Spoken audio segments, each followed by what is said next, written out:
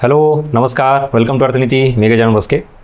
आत्ता जस्ट नुकतीच गट क पूर्व परीक्षेची जाहिरात आली, एक्झाम डेट डिक्लेअर झाली आणि जागा 2600च्या आसपास आहेत. त्यामुळे या सगळ्या गोष्टीचा जेवढा आनंद झाला, ॲट द सेम टाईम आयोगाने फार मेजर चेंज करून थोडा एक धक्का दिला आहे. तो म्हणजेच परीक्षा ही ऑनलाईन पद्धतीने होणार. आता जस्ट सगळं जे आपल्या समोर चित्र आलेलं आहे त्यातलं काही अजून स्पष्ट व्हायचं बाकी आहे. म्हणजे ती नॉर्मलायझेशन मेथड आयोग कशी लावणार आहे त्याबद्दल आयोगाने सांगितले की आम्ही ते स्वतंत्र डिक्लेअर करू. ॲट द सेम टाईम परीक्षा ही जी डिक्लेअर केली आहे सप्टेंबरमध्ये, पण त्यातही पुढचा शेड्यूल अजून येणार आहे. म्हणजे जसं अगोदर एकाच दिवशी एक्झाम व्हायची तसं आता नाही आहे. त्यात स्लॉट असणार आहेत, बॅचेस असणार आहेत वेगवेगळ्या. या सगळ्या काही गोष्टीच्या आहेत म्हणजे अस्पष्ट चित्र ते काही कालावधीनं आयोग डिक्लेअर करेल व्यवस्थित, तेव्हा आपल्याला अजून क्लॅरिटी येऊन जाईल. आता झालं असं की विद्यार्थ्यांमध्ये बऱ्याच या सगळ्या गोष्टीमुळं काय झालेलं आहे, जस्ट मिनिट. हां, आता बघा, हा जसा टेक्निकल प्रॉब्लेम आला ना, तसं आता पुढे ऑनलाईनमध्ये काय काय पुढे येईल काय नाही हे बरेच चॅलेंजेस आहे. त्यामुळे एक सगळ्यात महत्त्वाची पहिली गोष्ट काय आहे, तर जे काही तुम्ही हे सगळं बघून पॅनिक झाला तर थोडं स्वतःला शांत करा. म्हणजे कुठल्याही पद्धतीने इमोशनल पॅनिक होऊन कुठलाही डिसिजन घेऊ नका किंवा लगेच सैरावैर होऊ नका. माझा आत्तापर्यंतचा एक अनुभव तुम्हाला सांगतो. आयोगाने असे काही डिसिजन घेतले होते की जे कम्प्लिटली एकदम नवीन होते, सडनली चेंज केला आहे, मग विद्यार्थ्यांना त्या विरोध झाला आहे. तर काही काही वेळेला आयोगाने त्याला स्पष्टीकरण दिलं किंवा काही चेंजेस विद्यार्थ्यांचे मान्य केले.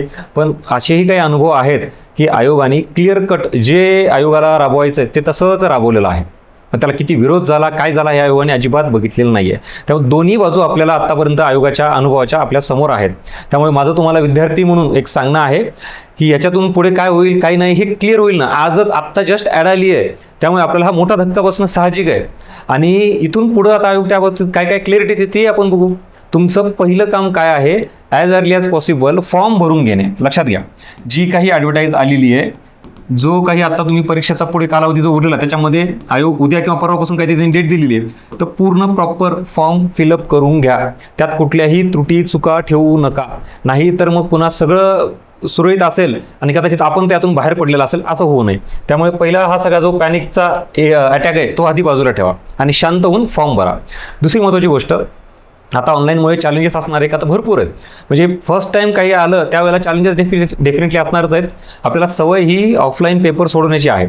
यात आता स्क्रीनवर पेपर असणार आहे, क्वेश्चन असणार आहेत, पर्याय लेंदी असणार आहेत. मग ते कशी सॉल्व्ह करायची, त्यात मॅथ रिजनिंगची मोठी अडचण आहे. आपण तिथंच गोल करायचो किंवा तिथंच काहीतरी एक्सप्लेनेशन द्यायचो. अशा सगळ्या ज्या गोष्टी आहेत त्या प्रचंड मोठ्या प्रमाणात आपल्याला आता तिथं अडचणीच्या समोर जाणार आहेत. त्यात टेक्निकल ग्लिच आला काही झाला तर तोही मुद्दा आहेच. ह्याच्या आधी IBPS TCS ज्या एक्झाम घ्यायचा त्यामध्ये विद्यार्थ्यांना अनुभव आहेच आहे. सो असा एकंदरीत प्रकार आहे. पण इथून पुढे म्हणलं तुम्हाला त्या टेक्निकल बाबतीत आयोग काय डिसिजन देईल, त्यात अजून काय आयोगाची क्लिअरिटी येईल, याच्यावरून आपल्याला पुढे जाता येईल. बरं, दुसरा महत्त्वाचा मुद्दा, इथून पुढे आता हा सगळा टेक्निकल पार्ट डिस्कस केला आपण, मान्य सगळंच एकदम क्लिअरच आहे आपल्यासमोर. इथून पुढे मला वाटतं आहे ऑलमोस्ट 90 डेज हे तुम्हाला अभ्यासाला आहेत, हे विसरून चालणार नाही. म्हणजे आता सगळ्यांचं लक्ष ह्या टेक्निकल एरियात झालेलं आहे.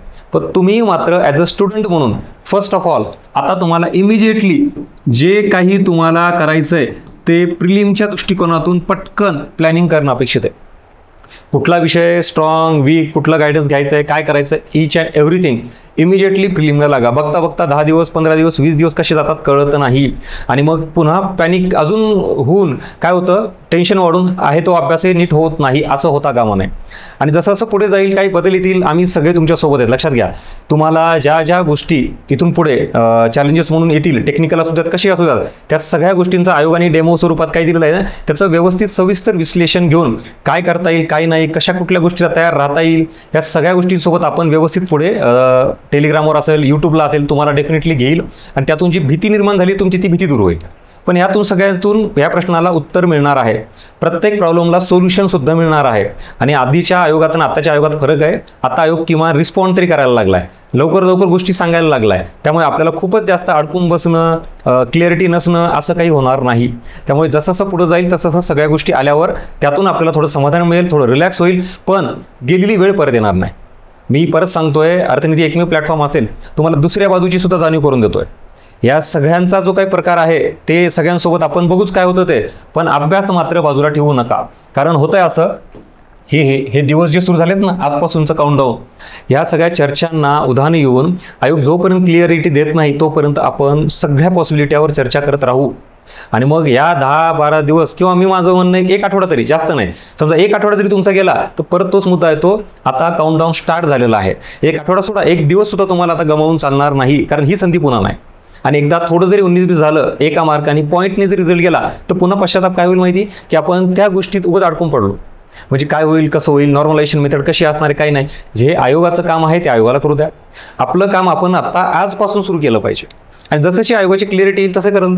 म्हणजे आपल्याला काही गोष्टी तर आयोगाच्या आता इन हो मान्यच करावं लागेल. जर आयोगाला ते घ्यायचंच ठरलं आयोगानं तसं असेल तर मग आता आपल्याला स्टुडंट म्हणून अभ्यास करावाच लागेल. ठीक आहे. सो हा सगळा व्हिडिओ घेण्याचा माझा एकमेव उद्देश आहे की 1 दिवस 2 दिवस ठीक आहे, या प्रक्रियेमध्ये राहा, माहिती काढून घ्या, पण जास्त वेळ वाया घालवू नका, कारण 8 दिवस 10 दिवस सुद्धा जाऊ शकतात. आणि मग त्यानंतर मात्र पश्चाताप होईल की आपण एवढे दिवस वाया घातलेत. जे विद्यार्थी आजपासून फ्रॉम टुडे, आज जे काय आयोगाने डिक्लेरेशन दिलेलं आहे, अभ्यासाला सुरुवात करतील, त्यांनाच पुढे येणाऱ्या परीक्षेमध्ये चांगलं यश मिळेल.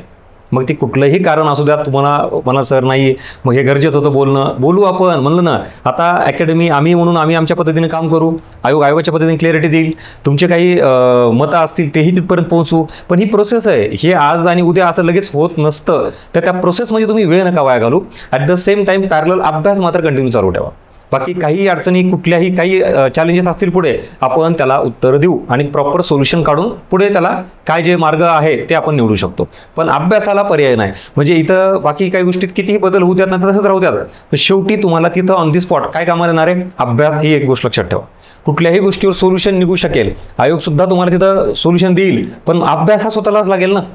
तेव्हा तिथं ऑन दी स्पॉट सगळं काही जरी झालं तरी अभ्यासच कामाला येणार आहे. ठीक आहे. चला, सो मोठी संधी आहे ती घ्या आणि ह्या सगळ्या निगेटिव्हिटीमधून जर थोडं बाहेर पडा. मान्य, सगळं जग दिसतंय निगेटिव्ह, पण आता एक संधी आहे, तीही पुढे आता जाता कामा नये. याच्या आधी किती वर्ष तुम्ही अभ्यास केला आय डोंट नो, पण आता ही शेवटची संधी आहे, गमावू नका. चलो, सो भेटूया पुढच्या व्हिडिओमध्ये. Thank you so much.